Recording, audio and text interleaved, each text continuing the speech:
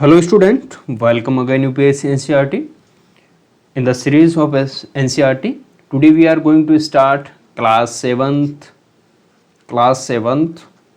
Science NCERT and chapter number 6. It is the chapter of the Science NCERT of class 7th. So जो student regular है उनको पता है कि आज कौन सा चैप्टर होने वाला है, लेकिन जो इरेगुलर है या फिर वो नए जुड़े हुए अपने चैनल पे, उनको नहीं पता कि सर कौन सा चैप्टर पढ़ा रहे, कौन सी क्लास का है या फिर कौन से सब्जेक्ट पढ़ा रहे। तो ये मुझे इंट्रोड्यूस करवाना ज़रूरी हो जाता है कि क्लास 7th का हम साइंस एनसीईआरटी के अंदर जो छठा चैप्टर है, 6th लेसन है, वो हम पढ़ रहे हैं। Name of the chapter is the respiration in the organism. आप देखेंगे कि कोई भी ऑर्गेनिज्म उठाएंगे या फिर कोई एनिमल हो सकता है। ऑर्गेनिज्म आपने डिवाइड किए होंगे या फिर फर्दर क्लासेस के अंदर आपको डिवाइडेशन क्लासिफिकेशन पढ़ाएंगे हम लोग। तो उसके अंदर हम एनिमल्स के अंदर ऑर्गेनिज्म को डिवाइड करते हैं, प्लांट्स के अंदर उसको बोलते हैं प्लांटी, ठीक है। बहुत सारे होते हैं, मोनेरा होता है, प्रोटिस्टा, फंजाई। ये बड़े बड़े क्या है, ये 5 बड़े वर्ग है, ठीक है। इन ऑर्गेनिज्म को डिवाइड किया हुआ। इन सब के अंदर जो रेस्पिरेशन है वो कैसे होता है, इसके बारे में भी हम इस चैप्टर के अंदर पूरा डिस्कशन करते हैं। रेस्पिरेशन का मीनिंग होता है श्वसन। श्वसन कैसे होता है? कोई लोग कहते हैं कि सर थोड़ा बहुत हिंदी में भी पढ़ाइए। बिल्कुल, हिंदी के अंदर एक्चुअल में क्या है कि इंग्लिश मीडियम होते हुए भी मैं हिंदी में बोल रहा हूँ, क्योंकि आपकी जो अंडरस्टैंडिंग लैंग्वेज है वो हिंदी है। अगर मैं इंग्लिश के अंदर बोलूँगा तो हो सकता है कि काफ़ी स्टूडेंट उनको नहीं समझ पाएंगे, नहीं अंडरस्टैंड कर पाएंगे। ओके, तो आपको रेस्पिरेशन सब्सटेंस इन ऑर्गेनिज्म, जो काफ़ी ऑर्गेनिज्म का लेमन तरीकन के अंदर जो मीनिंग होता है वो जी होता है। तो इस चैप्टर के अंदर लेट्स स्टार्ट चैप्टर। तो हमें क्या करना है, ऑर्गेनिज्म जैसे सब्सटेंस कैसे करते हैं, आप ब्रीथ करते हो, कैसे करते हो? ऑक्सीजन को इनहेल करते हो, ब्रीथिंग के अंदर आपको गैस को अपने बॉडी के अंदर लेते हो और वापस छोड़ते। यही प्रोसेस क्या कहलाता है? ये ब्रीदिंग कहलाता है। लेकिन जो रेस्पिरेशन होता है बच्चों, यहाँ पे ध्यान रखना कि जो रेस्पिरेशन होता है वो काफ़ी बड़ा टर्म है। रेस्पिरेशन के अंदर आपको 2 प्रकार की एक्टिविटी देखने को मिलेगी। ये रेस्पिरेशन होता है मतलब श्वसन होता है। श्वसन के अंदर फर्स्ट पार्ट होता है, श्वसन का जो फर्स्ट वाला पार्ट है उसको बोलते हैं ब्रीदिंग। ब्रीदिंग का मतलब है, आप समझ रहे हो, ब्रीदिंग का मतलब है कि जो ऑक्सीजन या फिर कुछ गैसेज हम अंदर लेते हैं बॉडी के अंदर और वापस बाहर छोड़ते हैं, उसी को ही बोलते हैं ब्रीदिंग। और जो सेकंड पार्ट होता है, जो रेस्पिरेशन या फिर श्वसन का सेकंड पार्ट होता है, वो कहलाता है, जो कह सकते हैं मॉलिक्यूल्स का डिवाइडेशन हो सकता है और फॉर्मेशन ऑफ एनर्जी। सेकंड वाला पार्ट आप कहेंगे फॉर्मेशन ऑफ एनर्जी। ओके, तो इस प्रकार से जो श्वसन है वो पूरा का पूरा 2 पार्ट के अंदर डिवाइड है। फर्स्ट ब्रीदिंग है, सेकंड वाला फॉर्मेशन ऑफ एनर्जी। आपको बोलेंगे कि जो ब्रीदिंग और रेस्पिरेशन में क्या अंतर है, तो आप आई होप समझ में आ गया होगा कि जो ब्रीदिंग है ओनली श्वास को लेना और छोड़ना है, ये क्या है, ब्रीदिंग है। लेकिन रेस्पिरेशन क्या है, श्वास अंदर जाएगी, ऑक्सीजन उनसे अलग होगी, ऑक्सीजन कहाँ जाएगी, फिर ग्लूकोज के पास जाएगी। ग्लूकोज ऑक्सीजन की उपस्थिति के अंदर टूटेगा, ठीक है, फिर वो कार्बन डाइऑक्साइड बनाएगा और भी एनर्जी बनाएगा और हाइड्रोजन ऑक्साइड या फिर कहेंगे जल बनाएगा। इस प्रकार से देखिए, मैं कह सकते हैं यहाँ पे ये ऑलरेडी लिखी हुई है, तो धीरे धीरे हम इस प्रोसेस पे आ जाएंगे। तो फर्स्ट ऑफ ऑल आपको रिस्पायर क्यों करना पड़ता है? आपने देखा होगा कि कुछ जो ऑर्गेनिज्म है, माइक्रोस्कोपिक यूनिट कहेंगे, ठीक है, स्मॉल माइक्रोस्कोपिक यूनिट सेल्स होती है किस organism. A cell is the smallest structural and functional unit of organism. आप देखेंगे कि सेल है जो कि सबसे छोटी स्ट्रक्चरल एंड फंक्शन। स्ट्रक्चरल मतलब समझते हैं आप, जो बॉडी का स्ट्रक्चर फॉर्मेशन हुआ है वो सेल से बना है। जो फंक्शन करती है, फंक्शन भी किसी के द्वारा होता है, वो भी सेल के द्वारा होता है, ठीक है। तो सेल एक कह सकते हैं structural and functional unit of the organism, ठीक है। इसके बाद में हम धीरे धीरे इसके लिए ऑर्गेनिज्म को क्या है, रन करने के लिए लाइव या फिर जिंदा रखने के लिए उसको न्यूट्रिशन की आवश्यकता है, ट्रांसपोर्टेशन की आवश्यकता है, एक्सक्रीशन की और रिप्रोडक्शन वगैरह इन सब की आवश्यकता पड़ती है। लेकिन वो किसकी उपस्थिति में ये सब पूर्ण करता है? ये सब एनर्जी की उपस्थिति में होता है। एनर्जी के बिना कुछ नहीं हो सकता। आप 2 दिन खाना नहीं खाएंगे तो आपको पता चल जाएगा कि एनर्जी का मीनिंग क्या होता है, ठीक है। To perform this functions the cell needs energy. ये जो एनर्जी है इसी के लिए हम क्या करते हैं? रेस्पायर करते हैं। रेस्पायर देखिए आप, रेस्पायर के अंदर मैंने ऑलरेडी बता दिया कि फर्स्ट तो है ब्रीथिंग और सेकंड नंबर है फॉर्मेशन ऑफ एनर्जी। एनर्जी का फॉर्मेशन होता है, उसी के द्वारा हम क्या है, कुछ एक्टिविटीज़ होती है, न्यूट्रिशन है, ट्रांसपोर्टेशन है, अपनी बॉडी के अंदर जो एक्टिविटी होती है वो एनर्जी के द्वारा होती है। तो आपको ये समझ में आ गया होगा कि सर हम रेस्पायर क्यों करते हैं या फिर श्वसन करना क्यों जरूरी है। Okay, next move on. श्वसन किस प्रकार से करते हैं, ठीक है, और श्वसन का क्या क्या कह सकते हैं वो डिवाइडेशन होता है, ठीक है। वी ब्रीथ, देखिए during the breathing we breathe air. आप देखेंगे कि एयर को हम करते हैं इन करते हैं, अब बॉडी के अंदर करते हैं। You know that air contain oxygen. Oxygen air के अंदर होती है, आपने पढ़ा होगा एटमॉस्फेयर वाले चैप्टर के अंदर हमने पढ़ा था कि जो एटमॉस्फेयर है उसके अंदर कितने 78% के आसपास क्या है वो नाइट्रोजन होती है, और इसी के पास में 21% के आसपास क्या होती है, 21% के आसपास क्या होती है, ऑक्सीजन होती है। तो आप कहीं भी जाएंगे एटमॉस्फेयर के अंदर ऑक्सीजन प्रेजेंट होती है, और जो शेष बसा है 1% के अंदर क्या है, 1% के अंदर सारी की सारी जो अदर गैसेज है वो प्रेजेंट होती है। तो you know that oxygen is present everywhere in the atmosphere. Okay, next move on. आपने देखा होगा, ठीक है, और जो हम ऑक्सीजन को क्या करते हैं, अंदर लेते हैं। We breathe out the rich of the carbon dioxide. आप देखेंगे कि जो हम ब्रीथ आउट करते हैं या फिर श्वसन को छोड़ते हैं उस टाइम क्या है, ऑक्सीजन नहीं होकर कार्बन डाइऑक्साइड ज़्यादा होती है। ऑक्सीजन भी होती है लेकिन कार्बन डाइऑक्साइड का जो क्वांटिटी है वो मोर देन जब इन करते हैं तो आउट के टाइम में इनसे ज़्यादा होती है कार्बन डाइऑक्साइड। अब देखिए the process of breakdown of food in the cell with the release of the energy is called cellular respiration। आप देखेंगे जो ये सेकेंड वाला पार्ट है इसको एक्चुअल में बोलते हैं सेलुलर रेस्पिरेशन। पता चला आपको कि मैं टर्मिनोलॉजी आपको पढ़ के ही बताना चाहता था कि जो सेलुलर रेस्पिरेशन क्या है और ब्रीदिंग क्या है, इन दोनों के अंदर ये दोनों पार्ट मिला के या फिर ये दोनों एक्टिविटी मिला के क्या बनते हैं, रेस्पिरेशन की क्रिया को संपन्न करते हैं, ठीक है। कोई कंफ्यूजन नहीं हो।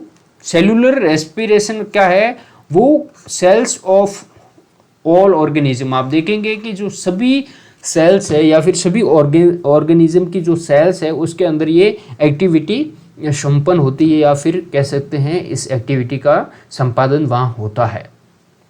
कोई डाउट हो तो पूछिए। अब देखिए जो हम चलते हैं ब्रीदिंग के ऊपर।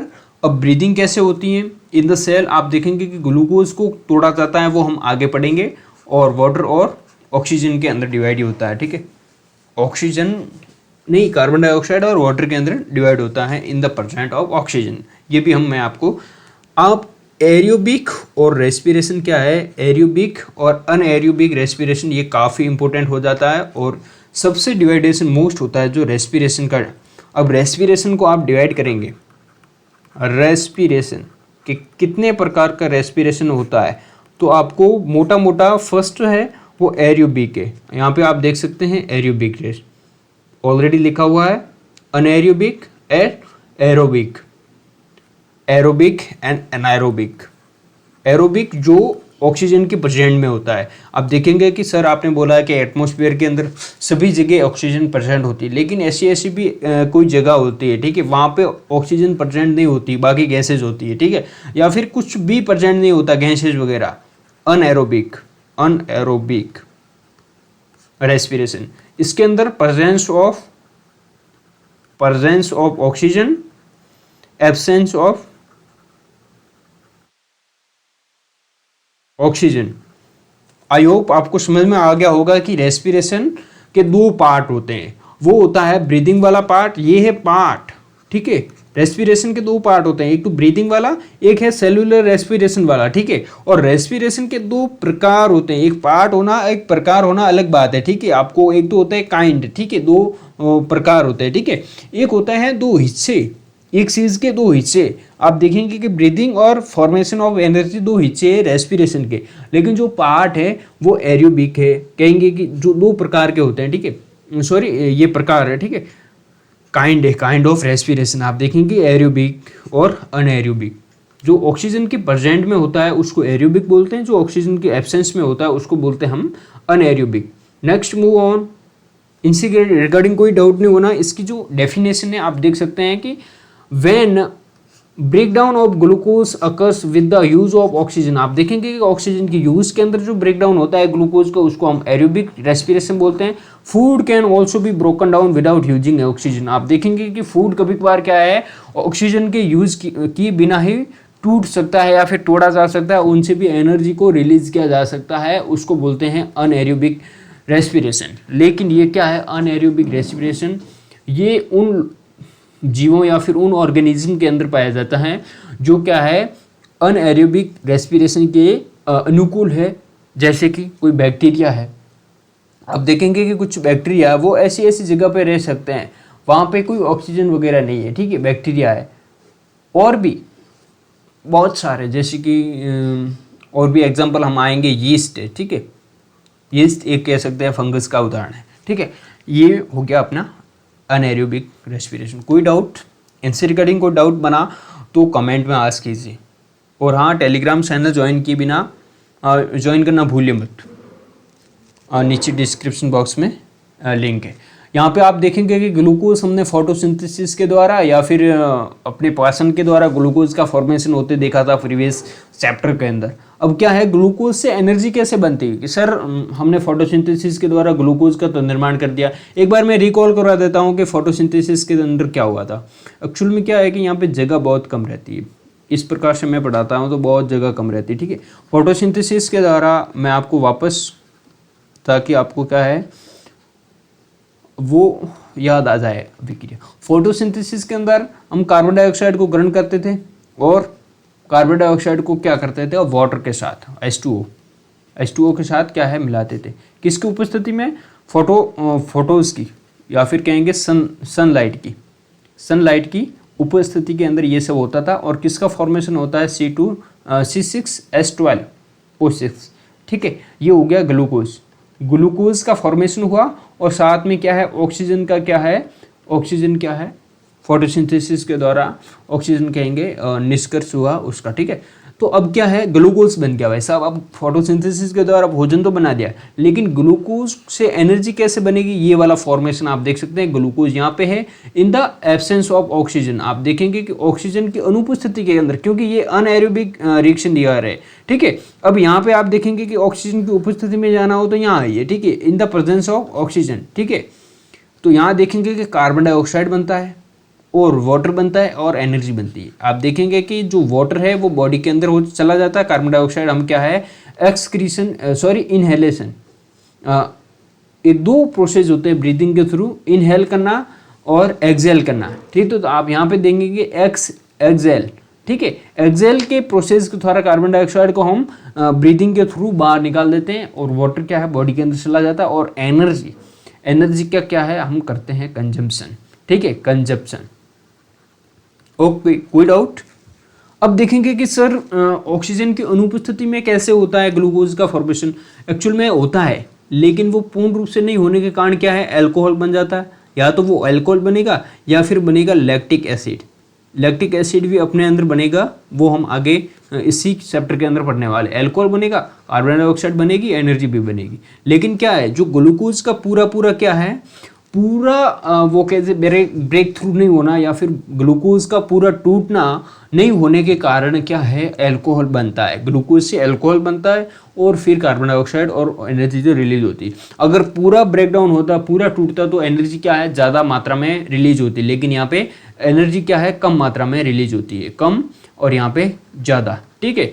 और कम मात्रा में एनर्जी रिलीज होती है, इसका मतलब ये क्या है, छोटे जीव या फिर यूनिसेलुलर ऐसे कुछ जीव हैं वो क्या है, ऑर्गेनिज्म है, वो कम एनर्जी के अंदर भी अपना काम चलाते हैं, वो एनाएरोबिक श्वसन करते हैं। अपने अंदर ये काम नहीं चलता क्योंकि अपन को क्या है, बहुत ज़्यादा एनर्जी चाहिए। कभी कभार तो ये भी कम पड़ जाती है और अपन को क्या है, लैक्टिक एसिड बनाना पड़ता है, ठीक है, ग्लूकोज का विखंडन नहीं होने के कारण। आप देखेंगे कि अनएरोबिक वो लोग होते हैं, वो ऑर्गेनिज्म कहलाते हैं जो क्या है, वो क्या करते हैं, एब्सेंस ऑफ एयर, या फिर कहेंगे वो can survive in the absence of air, oxygen की अनुपस्थिति में भी सर्वाइव कर जाते हैं, क्योंकि उनका जो ऑक्सीजन की अनुपस्थिति में भी ग्लूकोज को अल्कोहल में बदल देते हैं। अल्कोहल से क्या है, एनर्जी वगैरह वो मिलती रहती है उनके साथ इस विक्रिया में।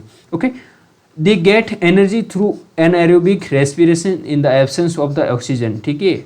आप देखेंगे ग्लूकोज को ये सब डिवाइडेशन होता है। इतना सब आपको समझ में आ गया होगा, आई होप आपको समझ में आया होगा। ये पीडीएफ आपको मिलेगी अपने टेलीग्राम चैनल पे, यूपीएससी बिगनर नाम से अपना टेलीग्राम चैनल है, वहाँ पे आप जाइए और ये क्या है, पीडीएफ को वहाँ से प्राप्त करिए, ताकि आपको क्विक रिवीजन अगर करना हो तो ये बड़े बड़े अक्षर के अंदर आप देख सकते हैं। अब देखेंगे कि यीस्ट है, एक कहेंगे फंजाई कह सकते हैं इसको, फंजाई है। यीस्ट क्या करता है, yeast are single celled organism. आप देखेंगे यूनिसेलुलर, एक ही कोशिका है उसके अंदर, ओनली वन कोशिका। आप देखेंगे कि अपने किसी भी एक पार्ट के अंदर लाखों हजारों सेल्स पाई जाती है, लेकिन यीस्ट के अंदर, पूरे जीव के अंदर वो एक ही कोशिका से बना होता है, ठीक है। दे रेस्पायर, वे भी क्या करते हैं, रेस्पायर करते हैं अनएरोबिकली, क्योंकि उनको एनर्जी बिल्कुल कम चाहिए। एक कोशिका को कितनी एनर्जी चाहिए, ठीक है। तो अनएरोबिक के अंदर वो कम एनर्जी के थ्रू क्या है, जीवित रहते हैं। During this process healed alcohol, ठीक है, वो क्या है, एल्कोहल को प्रोड्यूस करते हैं। अपन देखें जो विक्रिया मैंने ऊपर पढ़ाई है वो आपको लर्न करनी है, बाय माइंड करनी है, मगअप करनी है। Okay, they are therefore used to make wine and beer. आप देखेंगे कि जो वाइन और बियर क्या है, एक्चुअल में क्या है, वाइन और बियर के अंदर क्या होता है, वाइन और बियर के अंदर होता क्या है, उसके अंदर अल्कोहल होता है। तो अल्कोहल बनाने के लिए क्या है, यीस्ट को यूज़ करते हैं, ताकि वो क्या करते हैं, अनएरोबिक श्वसन के थ्रू अल्कोहल बनाते रहे। तो ये प्रोसेस भी काफ़ी इम्पोर्टेंट है। अब देखिए कुछ आगे जो प्रोसेस चलता है उसके बारे में हम डिस्कस करेंगे। चैप्टर थोड़ा बहुत लंबा हो सकता है, क्योंकि अगर हम पढ़ रहे हैं कुछ तो हमें क्या है, आई होप मैं चाहता हूँ कि पूरा का पूरा जो कंटेंट लिखा हुआ चैप्टर के अंदर वो आपको पूरा का पूरा अंडरस्टैंड हो, आपको समझ में आए, ठीक है। अब देखिए यहाँ पे कुछ एग्जांपल्स हैं। जब आप दौड़ते हो, ठीक है, ड्यूरिंग हैवी एक्सरसाइज, उसको एक्सरसाइज ज़्यादा करेंगे तो क्या है, ज़्यादा एनर्जी चाहिए। फास्ट रनिंग, ठीक है, साइकिलिंग कर रहे हो, walking for many hours of the heavy weight lifting, आप देखेंगे, ठीक है। तो डिमांड ऑफ एनर्जी क्या है, बहुत ज़्यादा होगी। डिमांड ऑफ एनर्जी ज़्यादा होगी तो सप्लाई क्या है, अपन को क्या है, ज़्यादा करनी पड़ेगी। तो सप्लाई ज़्यादा करेंगी तो क्या होगा, अपन क्या है, ब्रीदिंग फास्ट करने लगेंगे। ब्रीदिंग फास्ट होने के बाद भी क्या है, ऑक्सीजन की सप्लाई पूर्णतः नहीं हो पाती। तो उसी कंडीशन में क्या बनता है, अपने बॉडी के अंदर लैक्टिक एसिड बनता है, जो कि काफ़ी हानिकारक भी होता है, लेकिन बनता है भाई साहब, ठीक है। लैक्टिक एसिड ये अपना टूट गया क्या, लैक्टिक एसिड आपको फिर दिखेगा नहीं, ओके, ठीक है। तो ग्लूकोज इन मसल्स, अपनी मसल्स बनाती है और कहीं नहीं बनता है, ठीक है। आप नहीं सोच रहे होंगे कि सर गले के अंदर भी बन गया, क्योंकि गले को वहाँ इतनी एनर्जी जरूरत नहीं होती है, ठीक है। मसल्स के अंदर जैसे कि हाथों की, पैरों की, ये मसल्स, इनको एनर्जी बहुत ज़्यादा चाहिए, ठीक है। इन द एब्सेंस ऑफ ऑक्सीजन, ठीक है, ऑक्सीजन के एब्सेंस में वो क्या करते हैं, इतनी एनर्जी या फिर ऑक्सीजन सप्लाई नहीं हो पाती है, फिर लैक्टिक एसिड बनता है, एनर्जी बनती है, बिल्कुल एनर्जी बनती है। ये देखिए, ये है process. During exercise some muscles में रेस्पायर एनाएरोबिकली, क्योंकि वहाँ तक ऑक्सीजन की पहुँच नहीं हो पाती है, ठीक है। ये जो क्या है, the partial break down of the glucose produced lactic, जो पार्शियल ब्रेक डाउन, अब मैंने ऑलरेडी बताया कि ग्लूकोज का अगर पूरा टूटना होता है या फिर ब्रेक डाउन होता है तो वो क्या है, कार्बन डाइऑक्साइड ओनली वाटर बनाते हैं। लेकिन जब थोड़ा टूटता है, ठीक है, तो वो बचता है पीछे क्या है, अल्कोहल या फिर लैक्टिक एसिड बनता है, ठीक है। ये क्या है, पार्शियल टूटना होता है, उसके थ्रू क्या है, अपन लोग क्या है, एनर्जी तो प्राप्त करते हैं, लेकिन वो कम मात्रा में एनर्जी होती है। The accumulation of the lactic acid causes muscles cramp. आप देखेंगे कि जो लैक्टिक एसिड है वो एक्यूमुलेट हो जाता है, वहाँ अपनी मसल्स के अंदर वो क्या है एक जगह जमा हो जाता है। उसके कारण की जो मसल्स है उसके अंदर क्रम्स या फिर ऐंठन आ जाती है। कभी कभार आपको लगता है कि सर मसल्स इतनी ऐंठ गई है कि कुछ नहीं हो पा रहा है, ठीक है, लेकिन उससे रिलीफ प्राप्त करते हैं थोड़ी बहुत कुछ मसाज वगैरह करके, ठीक है, कुछ लोग मसाज करवाते हैं ताकि वो रिलैक्सेशन हो सके, ठीक है। तो ये कुछ है जो नॉर्मल सी बातें अपने डेली लाइफ के अंदर होती है। नेक्स्ट मूव ऑन, ये होती है ब्रीदिंग। अब चलते हैं ब्रीदिंग के ऊपर। ये मोटी मोटा जो ऊपर था वो इंट्रोडक्शन था, ओनली इंट्रोडक्शन। अब शुरू करते हैं ब्रीदिंग। ब्रीदिंग कैसे होती है या फिर किस टाइप से होती है, इनके अंदर क्या प्रोसेस होता है। ओके, अब ध्यान रखने वाली बात है, एक एक्टिविटी करते समय do this activity under supervision of the your teacher. आपको टीचर की सुपरविजन के अंदर एक एक्टिविटी करनी है, वो हम स्किप कर रहे हैं, वो नहीं पढ़ने वाले क्योंकि ऑलरेडी चैप्टर लंबा है, लंबा हो जाएगा, ठीक है। फिर कहेंगे कि सर आप तो इतने लंबे लंबे वीडियो बनाते हैं, हम कैसे देखें, ठीक है। तो ये शिकायत मैं फेस नहीं करना चाहता क्योंकि मुझे कंटेंट देना, मैं आपको कंटेंट प्रोवाइड करता रहूँगा, ठीक है, बेस्ट कंटेंट। ब्रीदिंग मीन्स आप देखेंगे कि श्वसन का मीनिंग होता है या फिर सांस लेना। श्वसन एक अलग पार्ट है, सांस लेना एक अलग पार्ट है। तो सांस लेना श्वसन का पार्ट है।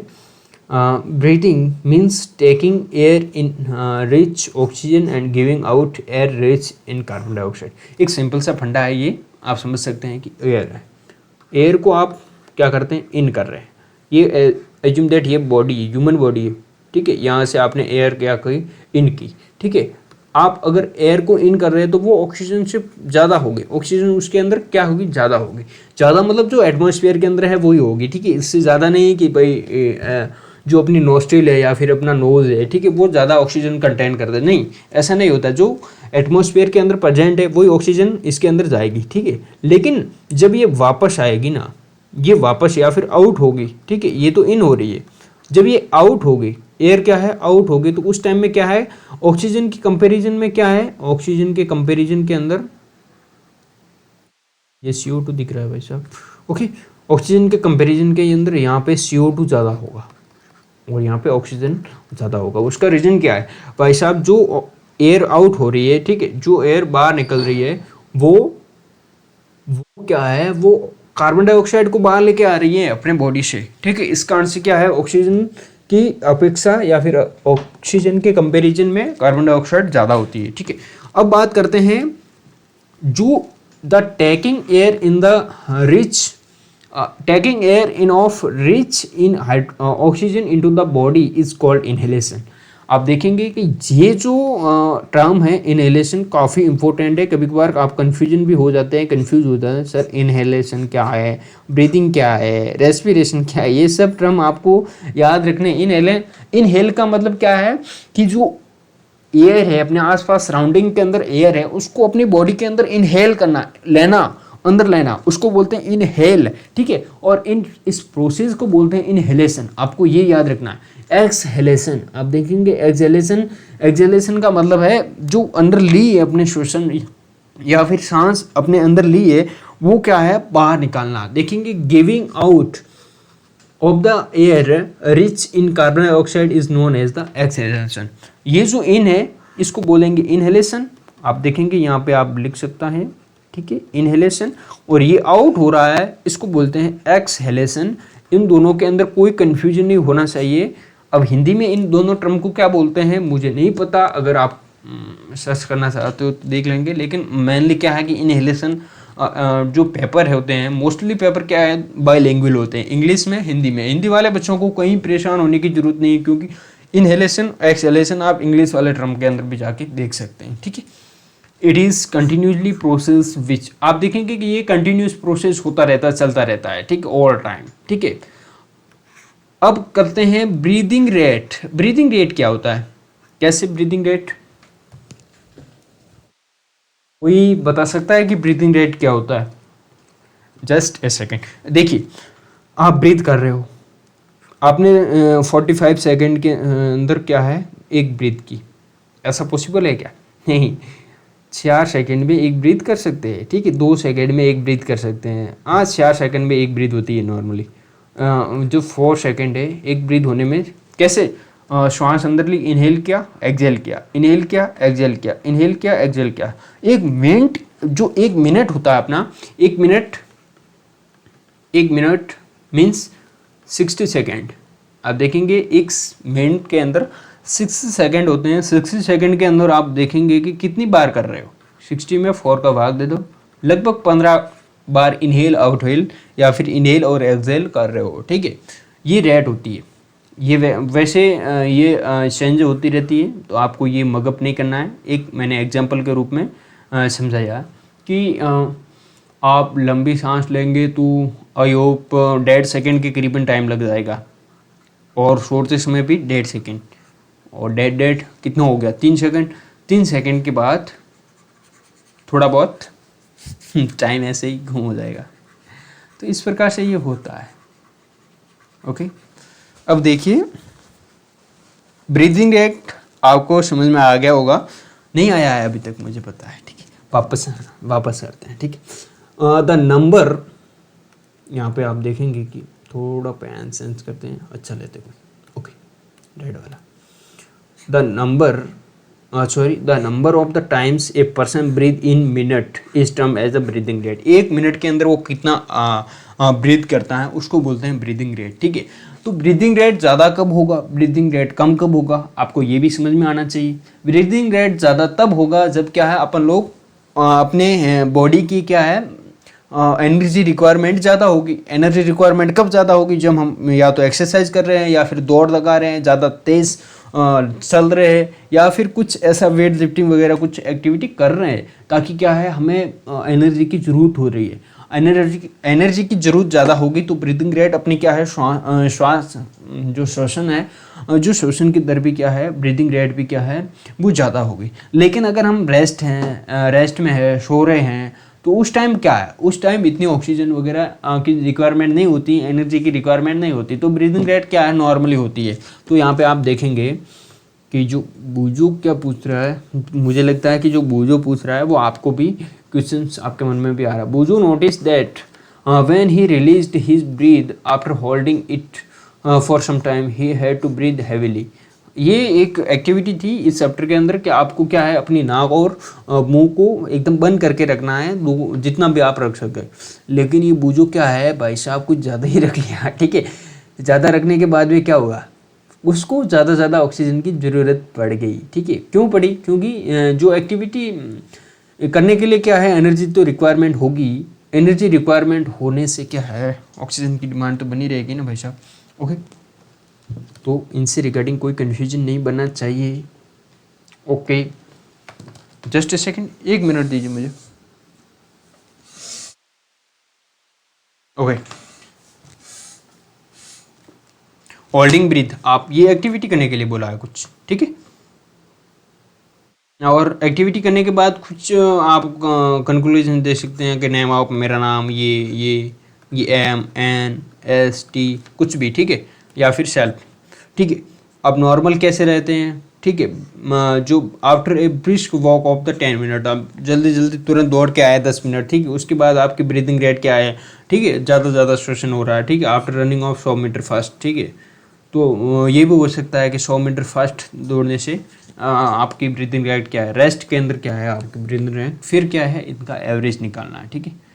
तो नेक्स्ट मूव ऑन, ठीक है।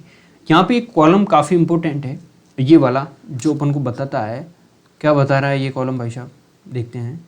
ये कॉलम बता रहा है, देखिए, an on an average an adult human, जो एडल्ट है, ठीक है। एडल्ट का मतलब जो 15 से आई थिंक 35 के आसपास है, जो एडल्ट है, ठीक है।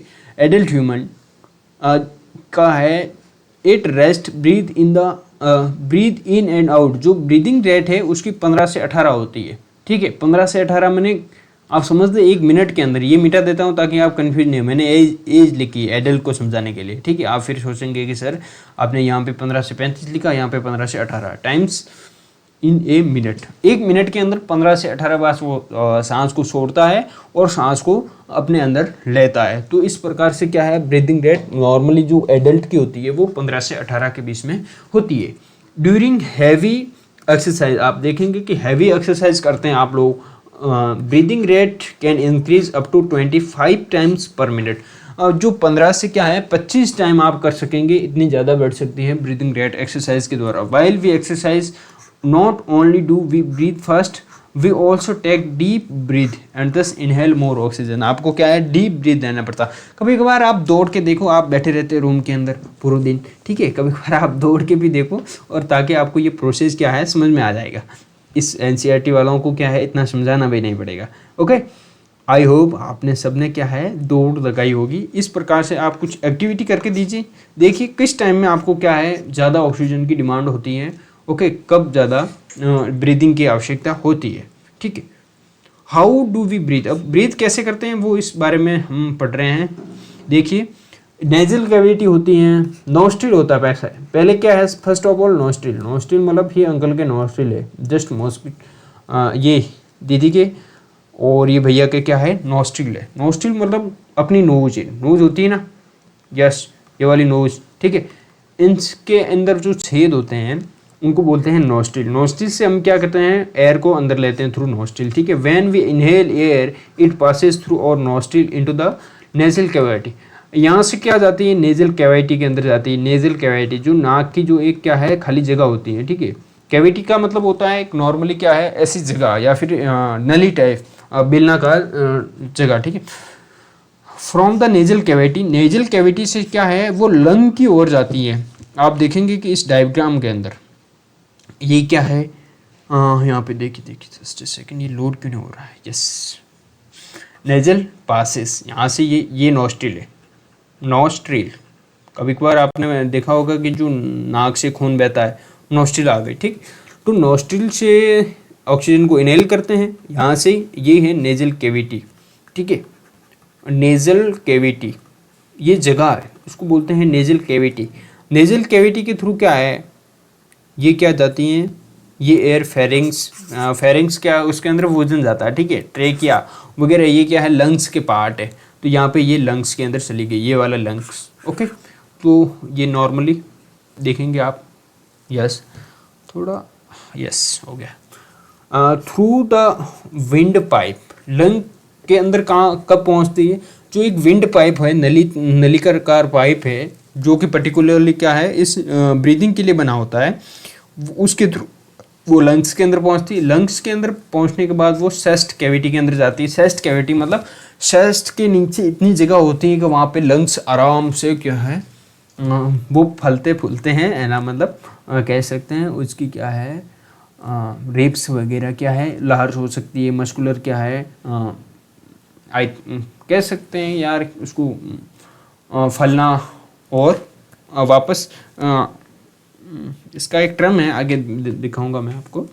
This cavity is surrounded by the ribs, आप देखेंगे कि यहाँ पे अपनी रिब्स होती हैं, पसलियाँ होती हैं यहाँ पे, और इसके नीचे क्या होते हैं इसके नीचे होते हैं लंग्स, ठीक है। लंग्स फेफड़े, ठीक है।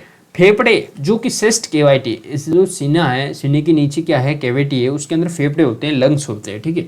A large muscular sheet called diaphragm.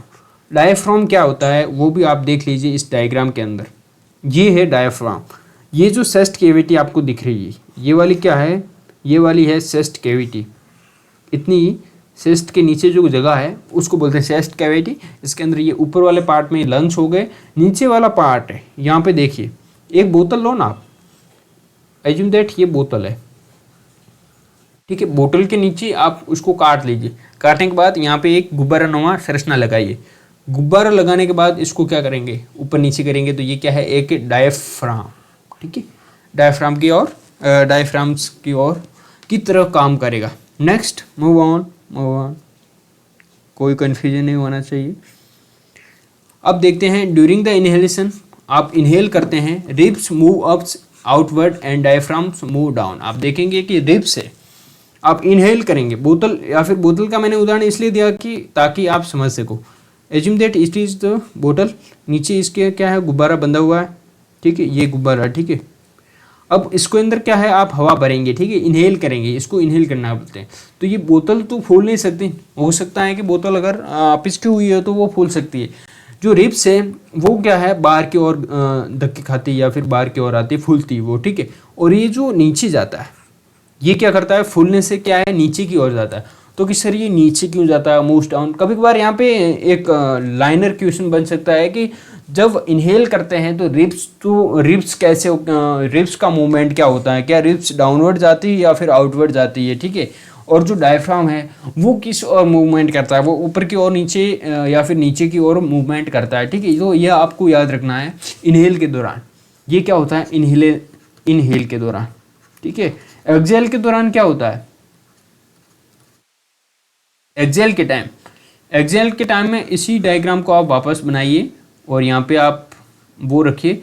Exhale के टाइम में ये ऊपर चला जाता है और ये क्या है अंदर चले जाते हैं, क्योंकि हवा या फिर जो एयर है वो यहाँ से बाहर निकल जाती है, ठीक है।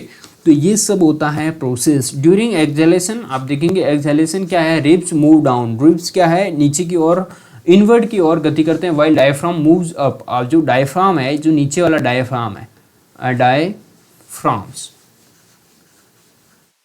ठीक है, ये मूव्स अप की ऊपर की ओर गति करता है, forward the position. This reduce the size of the chest cavity and air and pushes out the lungs. आप देखेंगे कि ये क्या है, चेस्ट कैविटी को क्या है रिड्यूस करते हैं या फिर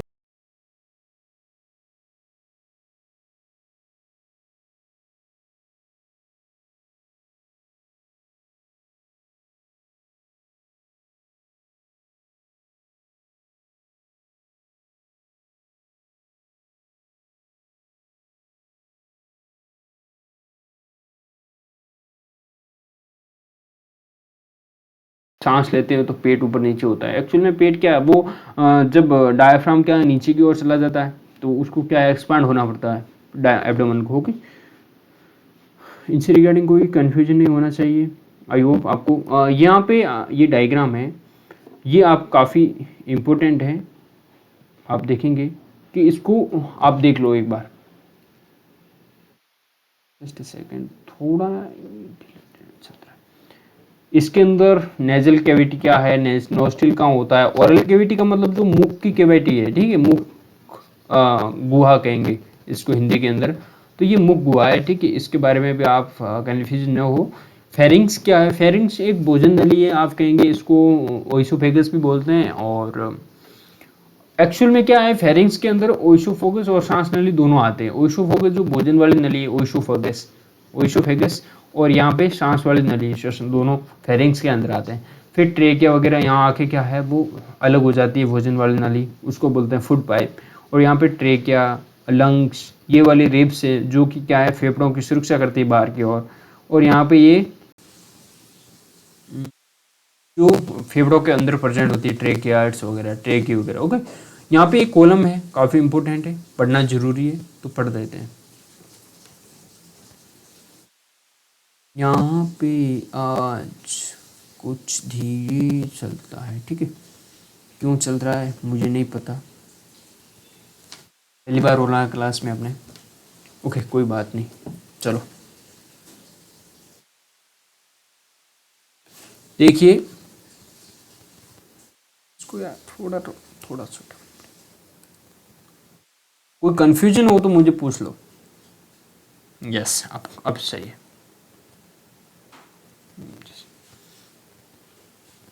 the air around us has various types of unwanted particles. आप देखेंगे कि जो एयर के अंदर है, कभी कभार धूल है, डस्ट है वगैरह, काफ़ी ज़्यादा अनवांटेड पार्टिकल्स होते हैं, वो कि जो कि अपने क्या है बॉडी के लिए हार्मफुल हो सकते हैं, बॉडी के लिए अननेसेसरी होते हैं, ठीक है। सच एज स्मोक है, डस्ट है, पॉलन्स है वगैरह वगैरह, वो प्रेजेंट होते हैं। आप जब हम इनहेल करते हैं, ठीक है, पार्टिकल्स क्या करते हैं, जो अपनी नॉस्ट्रिल होती है उसके अंदर हेयर लाइक स्ट्रक्चर प्रेजेंट होती है, उसके अंदर ट्रैप हो जाते हैं, ठीक है, नेजल कैविटी के अंदर, ठीक है। However sometimes this particles may gate past the here in the nasal cavity, जो क्या है हेयर को भी पास करके नेजल कैविटी के अंदर घुस जाते हैं। तब क्या होती है, एक अपने अंदर स्टिमुलेटिंग सेल पाती है, वो क्या करती है, इरिटेट कर लाइनिंग जो लाइनिंग होती है उसके अंदर स्टिमुलेशन होती है, वो जब हेयर का वगैरह वो अंदर चले जाते हैं ना, हेयर को भी पास करके, तो अगर अंदर जाने के बाद क्या करते हैं, इरिटेट करते हैं। इरिटेट के द्वारा क्या होती है, अपने को नहीं होते हैं, नीचे क्या है, ये सब जाते हैं। यहाँ की बात क्या है, जब आप खींचते हो, ठीक है, उस टाइम आपको क्या है पे कुछ माल आपके स्नीज किए हुए बात है वो किसी और की सांस के अंदर है। ये कुछ एक्टिविटी 6 पॉइंट और है, थोड़ा धीरे स्लो यार, पता क्यों नहीं, जस्ट थोड़ा रेस।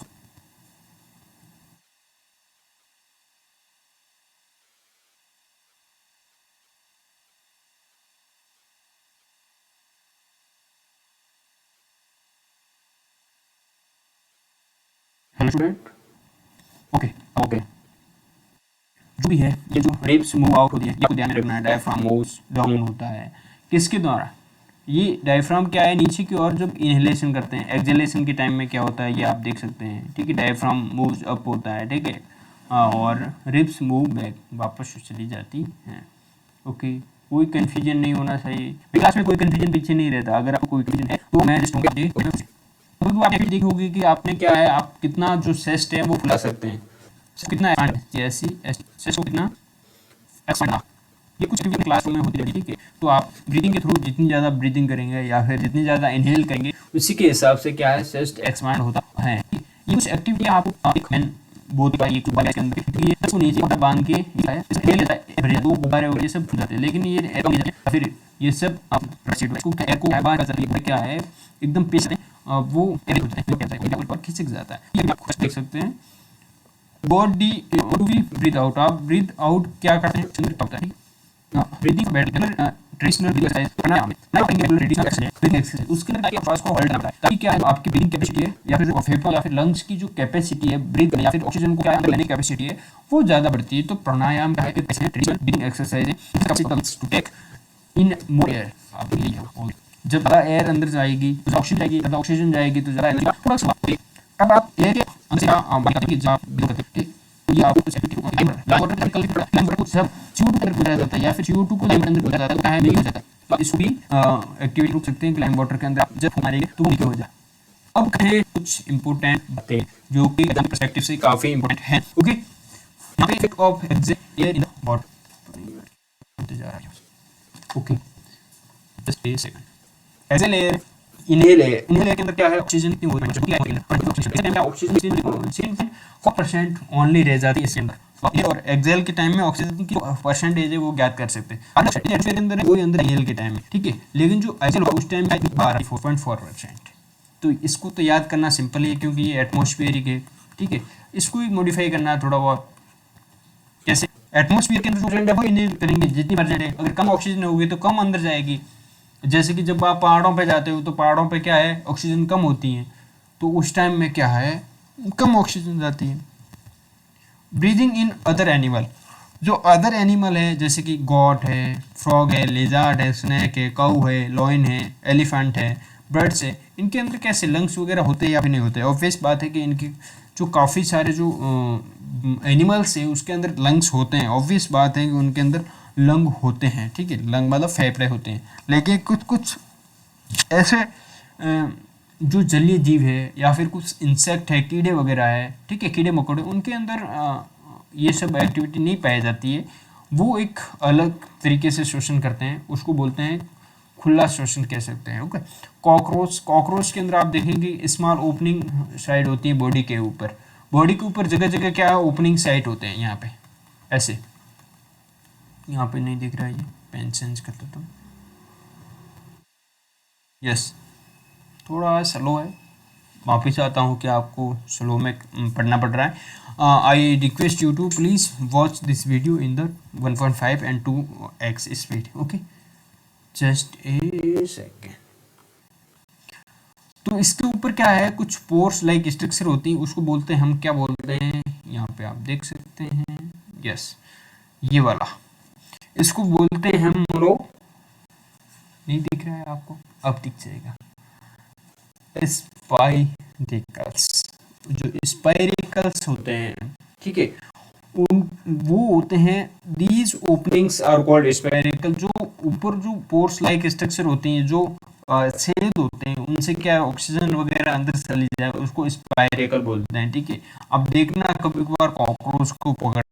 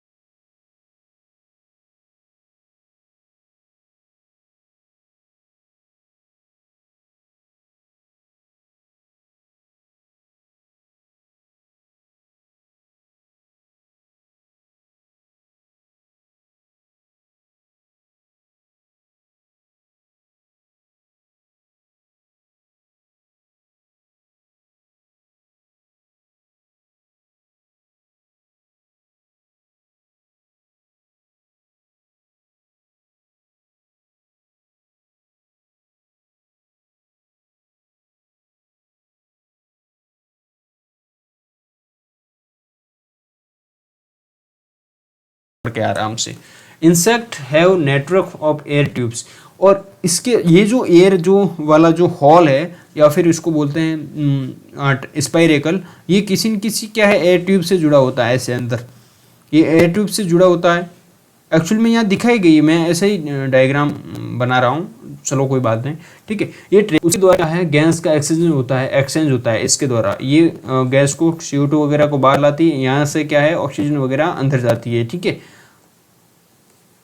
और क्या है, ये क्या है जो डिफ्यूज इनटू द टिश्यू वगैरह reaches every cell body thing में। आप कहेंगे कि यहाँ पे कोई फेफड़ों वगैरह का रोल नहीं होता है, ये ट्रेकियास वगैरह होते हैं, और ऊपर क्या है स्पाइरेकल होते हैं, वो पोर वगैरह, वो इनके इंसेक्ट के अंदर ब्रीदिंग में हेल्प करते हैं। आप अर्थवर्म को देखेंगे, अर्थवर्म की जो स्किन है वो काफ़ी यूँ लंपी नहीं, एक क्या बोलेंगे, मोस्ट टाइप की होती है, स्लिमी टाइप की, ठीक है। मोस्ट मतलब भीगी टाइप की स्लिमी। तो उसके अंदर आप टच करेंगे तो आप फील होगा कि उसके अंदर pairs of lungs like human, ठीक है, नहीं पाए जाते हैं। वो मेंढक के अंदर पाए जाते हैं, मेंढक जो फ्रॉग होता है उसके अंदर पाए जाते हैं पेयर लंग्स होते हैं, ठीक है। लेकिन अर्थवॉर्म में क्या करते हैं, इसके ऊपर गैस के लिए क्या है पास होते हैं, ठीक है। ऐसे कुछ पोस्ट लाइक स्ट्रक्चर वाइज, उसी के थ्रू ये कॉकरोच के जैसे ही उसके अंदर भी होता है, ठीक है। अब मेंढक के अंदर, मेंढक तो क्या एम्फीबियन है, एम्फीबियन के अंदर तो ऑब्वियस बात है कि फ्रॉग होंगे, सॉरी लंग्स होंगे। तो वो लंग्स के थ्रू स्किन के द्वारा क्या करते हैं, ब्रीदिंग करते हैं। अब ब्रीदिंग अंडर वाटर, जो वाटर के अंदर रहते हैं उनके साथ ब्रीदिंग कैसे होती है वो आप देखेंगे। थोड़ा आई थिंक लैपटॉप क्या है आज गर्म हो गया था, उसके कारण स्पीड क्या है इसकी जो स्लो हो गई थी, लेकिन अब ठीक हो गया है। लाइट नहीं थी इस कारण से, थोड़ा रूम टेम्परेचर ज़्यादा हो गया था, ठीक है। तो आप देखेंगे